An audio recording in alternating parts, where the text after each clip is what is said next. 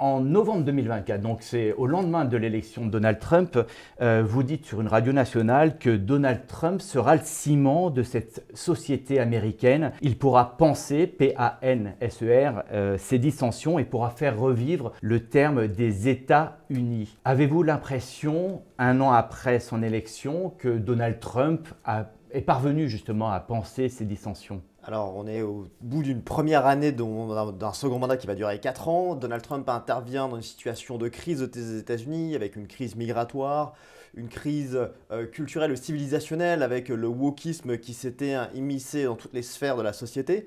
Et il a réussi à un peu prendre le contre-pied et à inverser ces mouvements-là. L'immigration massive est résolue et cette guerre culturelle est en train d'être remportée. Elle n'est pas définitivement remportée, mais il y a un effort qui permet du moins à ce que le courant woke et de cet activisme en entreprise est un peu rétrogradé d'une ou deux vitesses. Et ça va permettre également sans doute de relancer la machine économique américaine qui pourra être un des liants de cette société qui effectivement était en crise dû à une espèce d'inertie économique, d'une érosion du pouvoir d'achat, un déclassement des classes moyennes, qui est, que vous le vouliez ou non, un des signes et un des facteurs du retour de Trump à la Maison-Blanche. D'accord, mais... Et c'est encore un peu précoce, évidemment, parce qu'il s'est passé beaucoup de choses en un an. Il y a eu une saturation médiatique que seul Trump sait faire, d'occuper en fait la fenêtre médiatique quotidiennement, avec des cycles d'actualité qui sont très très courts. Ça nous a beaucoup fatigués.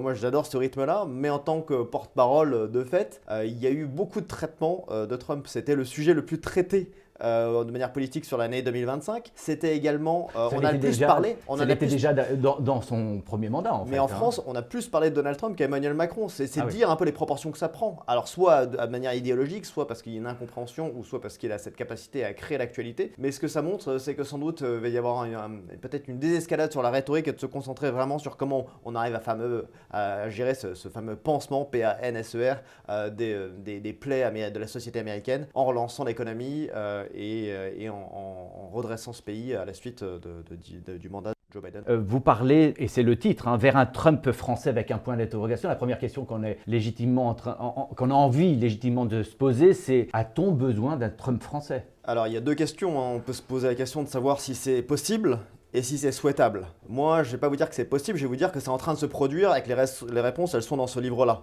Et c'est pas juste une méthode couée, c'est pas du wishful thinking, c'est une constatation de phénomènes qui peuvent trouver des causes communes et qui appellent sans doute des solutions similaires. J'ai été un observateur de la société américaine, j'ai décrypté cette société américaine en France, et cette question, est-ce qu'on va avoir un Trump français ? Avant de me la poser à moi, avant de me la poser moi-même, c'est une question que j'ai reçue sur les studios de télévision, sur les marchés où j'étais moi-même candidat, de savoir dans quelle mesure est-ce qu'on aurait un leader qui pourrait, sans complexe, réaffirmer la France d'abord, et on peut rendre sa splendeur à la France, donc sur des thématiques assez communes, on peut développer. Mais donc voilà, la question de savoir pourquoi c'est souhaitable, eh bien c'est surtout de regarder de manière assez lucide la situation dans laquelle on est, une crise institutionnelle,